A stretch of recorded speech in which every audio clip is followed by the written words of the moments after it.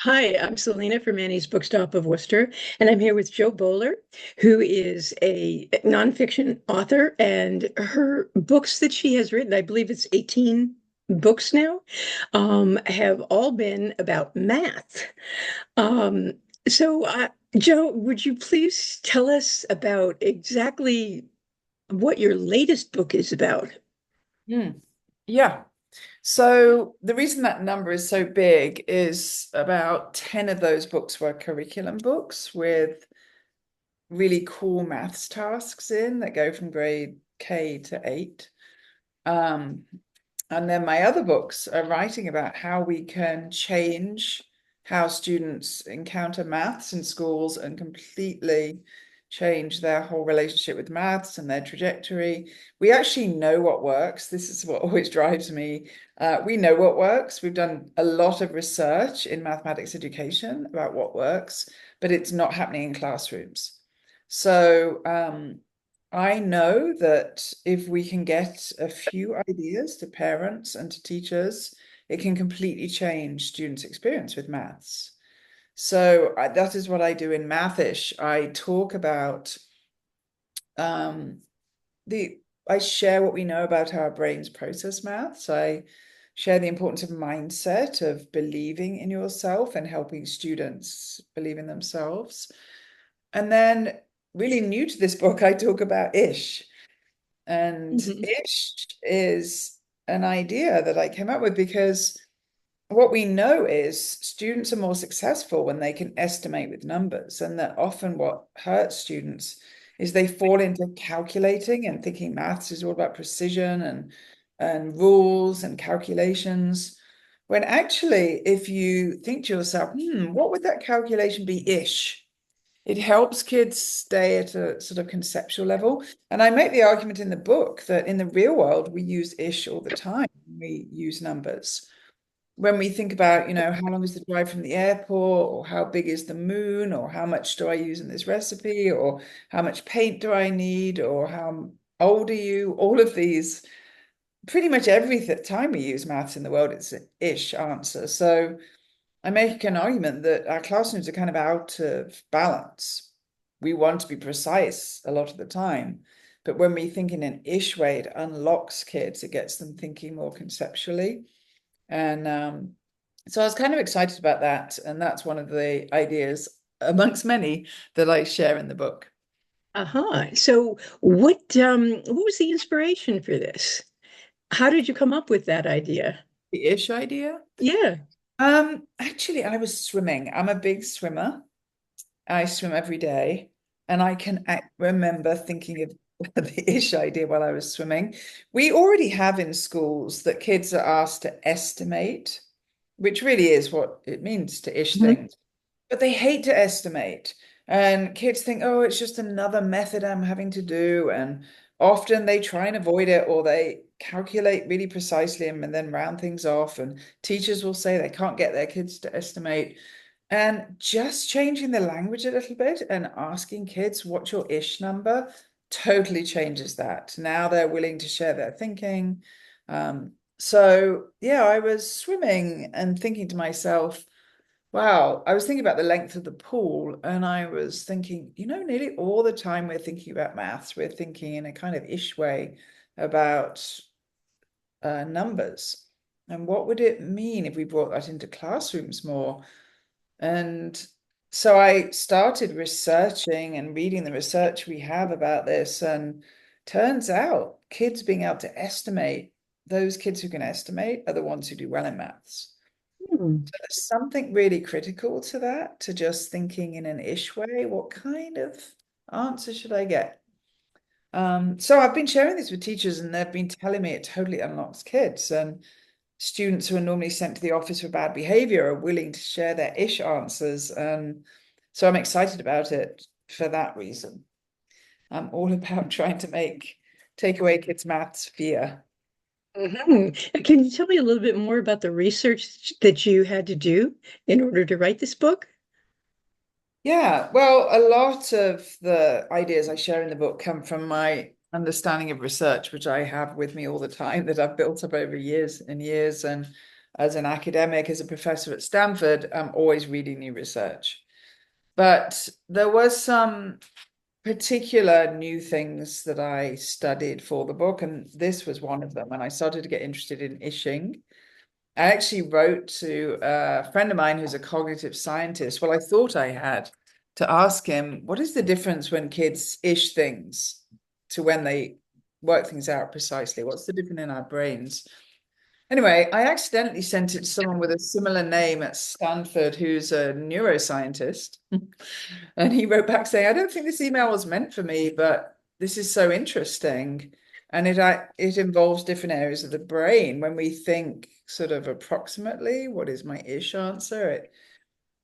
It involves a different area of the brain than when we're thinking very precisely. And he was fascinated by what it did for us to engage both of those types of thinking.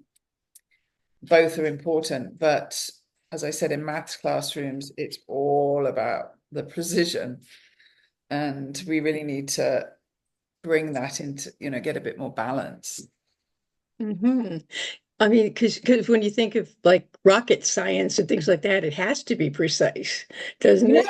know, it's interesting because when I was sharing this with teachers, one of the things somebody said to me was, oh, my dad was a rocket scientist. And in the old days, before calculators, they always ished everything. And Really?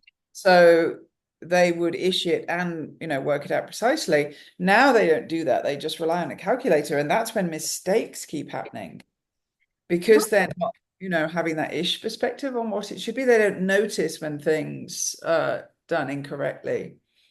So although we think, well, in rocket science, you have to be super precise, that thinking in an ish way is really helpful for engineers and rocket scientists and everybody, really. Wow. So other books again, how did you um how did you treat math in those ways? In other books, Yes. well, this is the first time I brought in this ish idea, but I have for a long time been sharing that we can teach maths as a creative and visual subject. We actually know, and this comes from neuroscientists I work with at Stanford, that when anybody thinks about a maths question, there's 5 different brain pathways that can be activated. 2 of them are visual pathways, they're at the back of the head. And thinking visually with maths is super important. And we don't do that in classrooms either. It's all about numbers. So the many of the books I have been sharing, let's think about any maths question visually and open it up to more creative thinking. I share in books that we should be asking students how they think and why something works. And teachers then have a whole room full of kids different thinking rather than everybody just learning rules. So super important for parents as well. And I share lots of ways we can open up maths. Take a narrow maths question and sorry, trouble having dogs at home. Cody, stop. I have, as well as my dog, I have my friend's dog, and my friend's dog is very barky. I think somebody just came to the door. But yeah, you can take any narrow maths question and make it a creative and visual question. And when we do that, students change their ideas of maths and they start to love it. I remember that when a teacher made math fun, it just made it so much more, so much more interesting and easy to understand. Right, Um, yeah.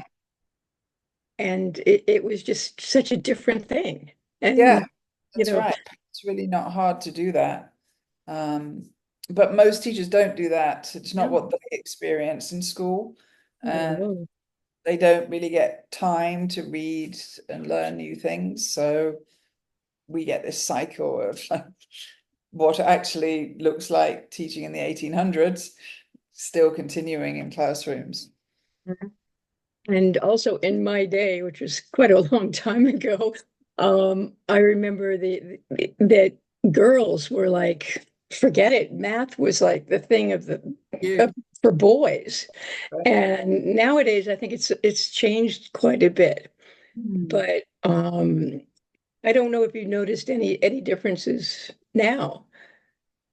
What I know is girls' achievement is equal to boys, but girls still don't choose maths. They are still really pushed out as levels get higher, less girls continue. Um, and that's really a problem. And I think that old traditional method of teaching maths as just rules to memorize particularly puts off girls. What we know is girls, more than boys, for whatever reason, are asking those why questions. Why does that method work? How is it connected to what we did yesterday? And so when they don't get that, they turn away from maths. And of course, that creates problems not only for the young women who have narrow choices, but for society, for the discipline of mathematics, which would be a different discipline if more women had been involved in it. Hmm. Yeah, that's very interesting. So excuse me, my your dog, my cat. Um, so what else can we expect from you in the near future? Well, I have a couple of websites. UCubed is one, which is our Stanford website, and we're constantly putting out these really creative new maths tasks and get a lot of schools coming to us for lessons. So we'll keep putting these ideas out on YouTube. And then I've developed a new website around the ideas in the book, which is mathish.org, so that as I was writing the book or after I'd written the book, I had lots of new ideas about ways of using ish. So I've been putting those on that mathish website. Hey, So, great, great. Um, Now, what do you consider the most challenging part of your writing, especially writing these books, especially this one? um, well, I have a lot of challenges in my career, which we Yeah. were talking about earlier, which is people who try and stop this work getting out. Um, for whatever reason, there's a group of people who don't want maths to change, and they actually have targeted me. They see me as their greatest threat, as the person who is changing maths. And so they've really come after me and tried to discredit me and done lots of awful threats. And it's quite amazing. So that's a big challenge now when I write. And in all of my work, I'm thinking about what will they do to discredit this once it comes out? Which is probably not a good thing to be thinking about. But other challenges, I mean, with writing, I always need to be able to focus. I think all of us now live in this world where so many things are going on and coming into our screens and phones, and I see this in my own kids that they don't have a long attention span for anything. But when you're writing, you need that. You need to focus. You need to, and so that's a challenge for me. I'm busy as a professor at Stanford, and then I run this website, which is lots more work, and I have to carve out the time to focus. When I wrote Mathish, I actually had been given a quarter sabbatical from Stanford. And I knew I had to really focus. I particularly need that focus at the beginning. Once I've got a book started, I can continue. But right at the beginning, I really have to just have a lot of focus. So I hired this tiny little shack in Tahoe and went away. And it was last winter, it got really, really snowy. I could hardly get in and out of It's the shack. But it was you're great. holed in. Yeah, it was great for really focusing. I took Dougal, my dog, with me, so the two of us got, holed in with our little snowy shack and got the book kicked off. I just have a question. What something you said just brought something to my mind. When I was younger, we had this what was now called old math, and then new math came in, and it seems like what you're doing is kind of bringing in a type of new math. And I wonder if they had the same kind of problems that you had, the They people that did. brought in new math. They did. And this actually has played out over many generations of people who fight to keep things the same. And I've been comforted by colleagues at Stanford who've said to me, this is how new ideas actually come about. First of all, they're attacked, then they're not accepted, and it takes eventually people look back and go, oh, yeah, that's a better idea, but it's not uncommon. And in maths, we have this really severe gatekeeping. It really is the only subject where kids are, it's sort of decided whether you're a maths person or not when they're really young, and then they're put on these different pathways. And so we push out kids at every level over and over again until we get to this really small group of students who are allowed higher level maths. And so some people love that system. They've benefited from it themselves. In fact, if you look at the opposition to my ideas, they come exclusively from people who've been very successful in maths. You don't see opposition coming from a broad range of the population at all. It comes from the people in the castle who are fighting to keep it the same. And Interesting. yeah. I can see that. I can see that. Yeah. Okay. So, what was your favorite part in writing Math-ish and on the whole, and actually on the whole writing and publishing process? Um, Actually, I have a book agent, and when I was thinking about writing a book, I wasn't sure I had enough ideas for a new book. Um, and I was like, do I write a new book? Do I start a new book? And she was really like encouraging me, saying, yes, you've got to get this out, you've got to get that out. But it isn't until I start to write that I really know what I'm going to say. I do have an idea, of course, but I think probably other people too, think through writing. People think writing is like the end product of your thinking, but that is how I think.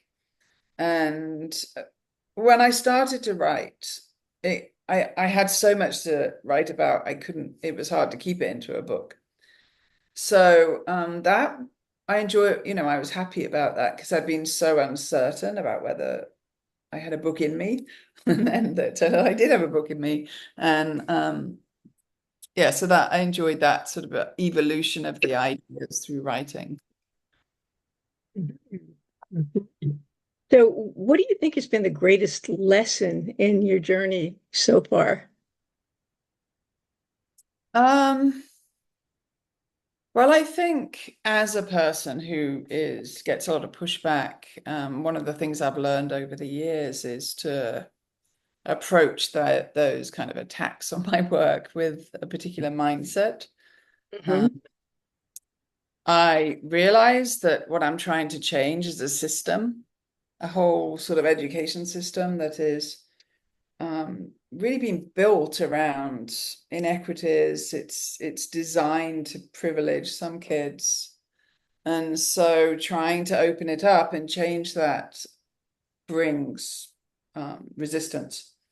And what I've learned is to think about how really if you're not getting pushback, you're probably not being um, disruptive enough, because that pushback is a sign that you're doing something. If you weren't doing something, if you weren't having an impact, people wouldn't bother pushing back. They wouldn't bother going after people. So I try and reframe the situation I've been in. And if people are wondering, listening to this, it all really came about because I was asked to be one of the writers of a new framework for the state of California. And not just me, this framework came from a committee of 20 people, a group of 5 writers. We're really trying to make a more interesting, accessible maths for kids in California. And once I started that work, there were people who were really devoted to stopping it.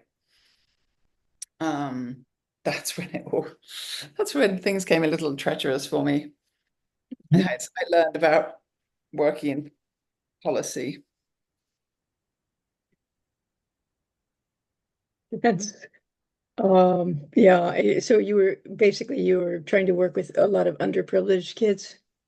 Yeah, I mean, we're trying to make it, our framework that we put out there had a strong equity focus and said we've got to stop this system where maths is only for the few and make it for everybody and take away these barriers that stop kids going forward. As soon as you whisper anything about detracking, you get people coming out and opposing that. And actually, all the framework was saying was we can't be doing this with elementary kids. Yes, you can have different pathways in middle school and high school, but we should not be deciding a fourth graders the rest of their life based on some tests they do in fourth grade. That's not okay. So I don't think the messages of the framework were particularly radical, but Hmm. there were people who didn't want them. Um, yeah. So they're probably saying this is the big woke thing. Yeah, that's right. Yeah. People promoting woke maths. That's exactly what they Woke said. math. Yeah. Okay, I got it. So, what was your favorite adventure that you had, basically in writing any of your books? Did you have a favorite adventure? Well, I felt the writing of Mathish was kind of an adventure because I went up to Tahoe and got locked myself away in a little snowy cabin, and each day would take my dog Dougal on hikes. Um, Nice.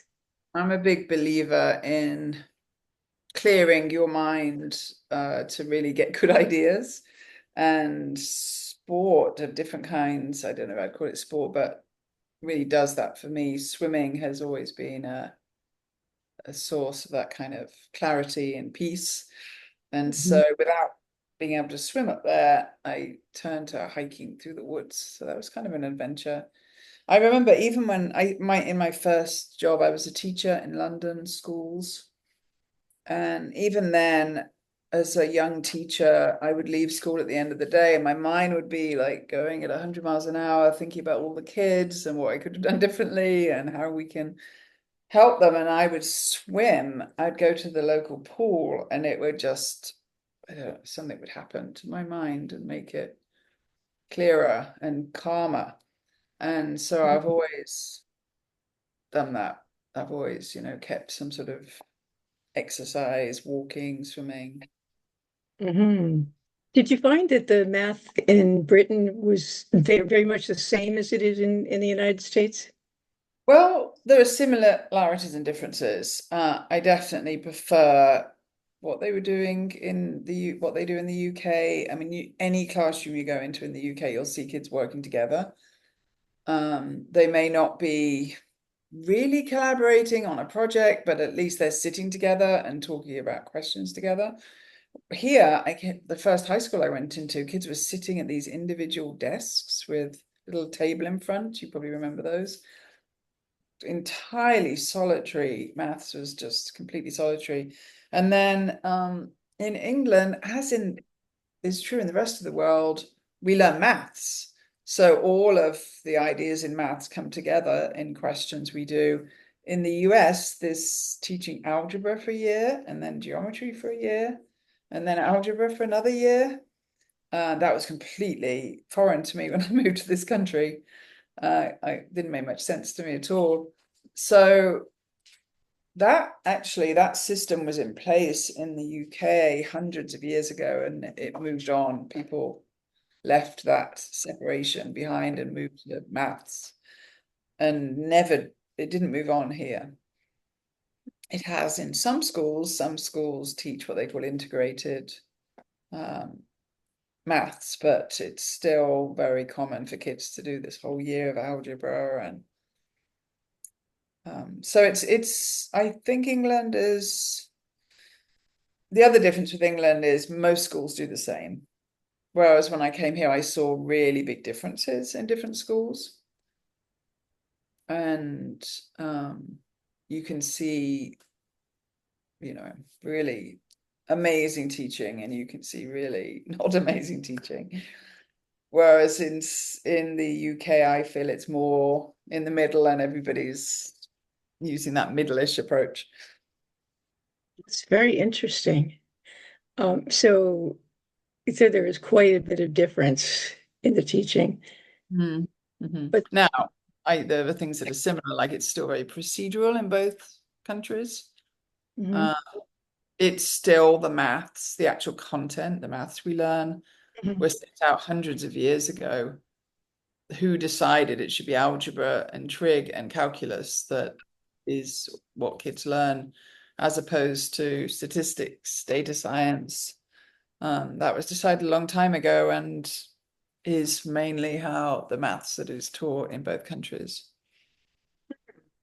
I mean, you would think that data science would be something that people would be teaching nowadays, you know, Yeah, especially with the advent of all this new technology. It's like, right. duh. And we now have high school courses in data science, and different states, including your state, Mhm. are teaching them.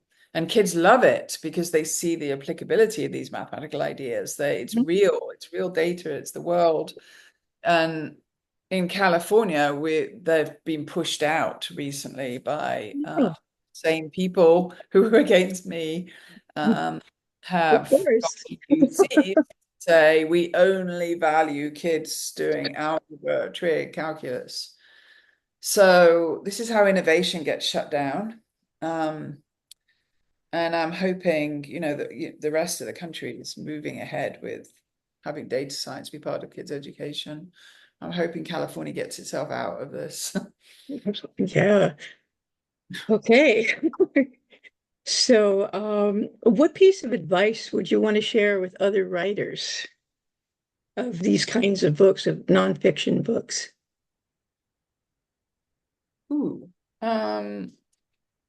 I don't know that I have lots of advice to nonfiction writers. I'm figuring out figuring it out as I go. But I think for myself, I have been trained as an academic. And as an academic, you use lots of references. You never really say anything very strongly. You say this might happen if this happened and this happened. And to be a more successful writer for the general public, I know I need to move away from that academic writing and be more personal, more conversational. So I think finding a style that is readable for people, that people enjoy reading, is an important part of being a writer. And that probably isn't academic writing. So for some academics, it's hard to make the jump to writing to a more general audience. And that's something I've worked on.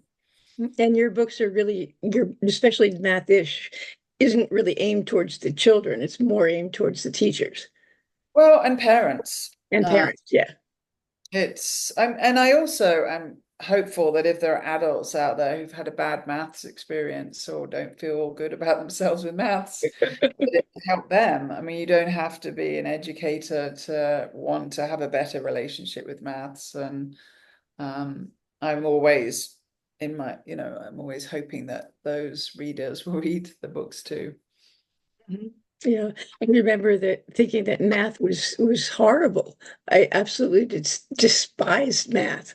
Mm. And and it's like, what am I going to use math for? What am I going to use algebra for? Geometry? Okay, but algebra is like, X equals Y mind, times.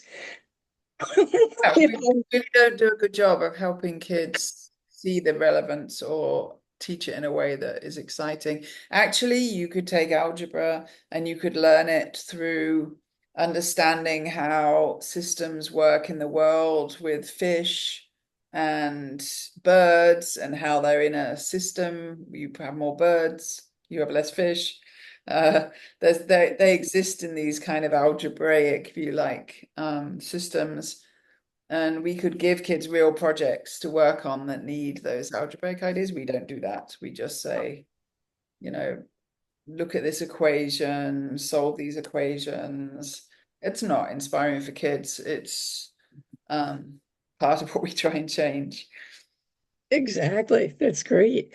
Excuse me. So, all right, now I have questions about you as a person. What is one thing that most people don't realize about you? Um,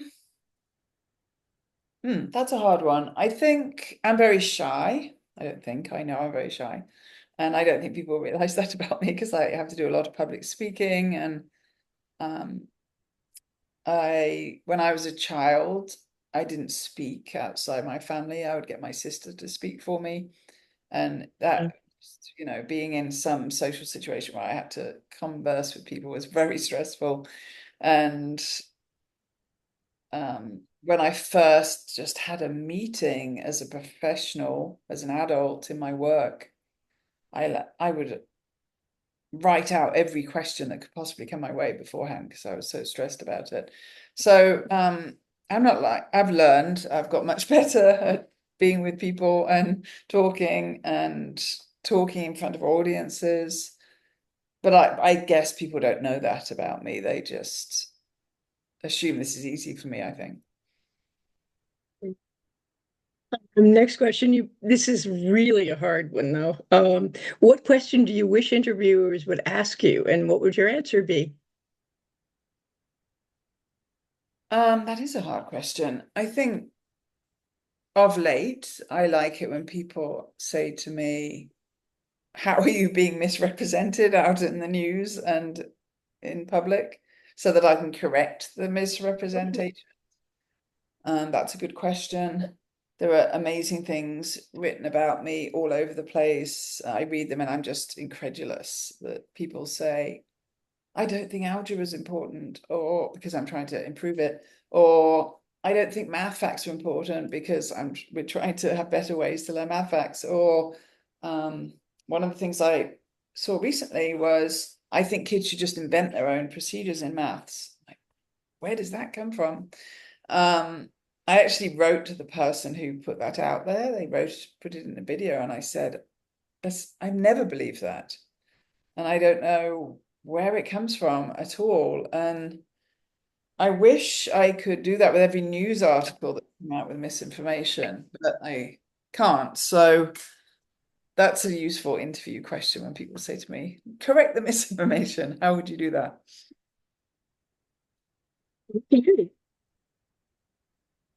Unbelievable that people say that to you. Yeah. So you already mentioned some of your hobbies. Are there any other hobbies that you have that you haven't mentioned? Um, I don't think so. I generally like water and mountains, like many Other in people. mountains. I My like to favorites too. I love those. um I'm not a very good skier, but I like to ski and um I like to read, which is probably not surprising to people. I like doing things with my kids who are now in their 20s, but that's always fun if we do something together. Okay. And what's your writing space look like? And what do you need to have around you when you're writing or editing? That's a good question. I have noticed over the years, I really can't write in some places. And what I really want is like a nice view. That really helps me. Even as a college student, I would seek out the window that had the best view. And I definitely have felt more inspired if I can get away to the ocean or get away to mountains, or I don't know where that comes from. I don't know what that means. But definitely I have places that I'm better at writing at, and You having some nice view seems to really inspire me. seem to have a nice view there, just looking out that window. It is nice. I've really worked to find a place at home. We had this part of the house rebuilt some years ago with lots of windows, and California is always helpful in providing sunshine True. and Yeah. plants. So when you're writing, do you prefer music or silence? And if you like music, what kind of music? Generally silence. I mean, if I do listen to music, it's always instrumental music. I can't write with lyrics because I tend to focus on them too much. I listen to music, I listen to the words in music. So, but I'm fine if it's pretty peaceful. Sounds of the ocean are very nice. Okay. And I noticed that you have a little tail moving around there somewhere. Oh yeah. So my next question was about tethered or furry or otherwise non-human companions. So I know you do have at least one. Okay, I had to go and get him. Here's That's the tail. beautiful. Yeah, he's a really sweet cat. Um, so this is Deanie, which is short for Houdini, because when he was a kitten, he used to try and escape all the time. So we called him Deanie. And then That's I true. have a mini Bernedoodle who has also been walking around while we've been talking. Yes, I like my furry companions. Yes. Do they help or hinder you while you're writing? Um, well, my dog is a bit of a hindrance because she wants attention all the time and keeps dropping her ball in my lap and pawing me until I throw it. So, um, Oh yes, mommy, please. I want to play. yes, yes. This one though is just a help, I think. What's oh, that's Deanie, that's right. It's so cute. And do you have any favorite foods or drinks or anything that you like to have with you while you're writing? Um, I'm a bit of a um, routine person with my drinks. I always start the day with a cup of tea. Oh, tea. Ah, And at 4 o'clock, I have to have tea. My friends laugh at me because it's like such a cultural habit in the UK that everybody has tea at 4 o'clock. And it seems to have been locked into my system because every 4 o'clock, I'm like, okay, where's where's the my tea? tea? But in between, I also have coffee. So I'm a bit of a caffeine junkie, probably with tea and coffee. I just have two more questions for you now. Where can people find your work aside from Annie's Bookstop of Worcester? And we don't sell textbooks, so if your books are textboots, some of them, right? Some Sort of them, of. a lot Yeah. of them. Um, But math-ish we have it at our bookstore, and you can get math-ish at Annie's if you call us at excuse me, call us at 508-796-5613. You can email us at orders at anniesbooksworcester.com. And where else can people find your work? well, ucubed.org, that's U and cubed, is a Stanford website that has lots of ideas, courses, lessons, videos for kids, all sorts of things are on there. And then I recently made mathish.org, which is where I'm putting more of the ideas for mathish, Great. more some handouts and different things to share with kids. So those two places. I also have recently made a maths app with a great design team in Germany called Struggly. So if you have young children and you want them to have this maths approach, then struggly.com is a little way that kids can get in and play with visual and creative maths. How do you spell that? So we really want to, one of the messages we give is the importance of struggle and having people really embrace struggle. A lot of kids fear struggle. They think it means they're not a math person. It's actually really good for your brain. So we called it Struggly. So it's Struggly. It's to encourage the kids to feel good about struggle. Um, and then I'm on social media on all of the different platforms, I think. Okay, and that would be Joe, excuse me, Joe Bowler, Boaler Yeah. dot com. It is Dot, my name, Joe Bowler, and yeah, Joe Bowler at Joe Bowler on all at of Joe. them. LinkedIn, Twitter or X or whatever, and Instagram. Great. And that was my second question. So you answered both of them. Okay. Wonderful. It's been great talking to you. Thank you so much for joining me. Thank you. Thank you for Yeah, having me. It's really good to chat. Joe Bowler, and we will be. Well, hopefully, you will have good luck with your math. Excuse me, the mathish, and you won't get too many problems with it. Thank you. Thank you. Bye. Bye.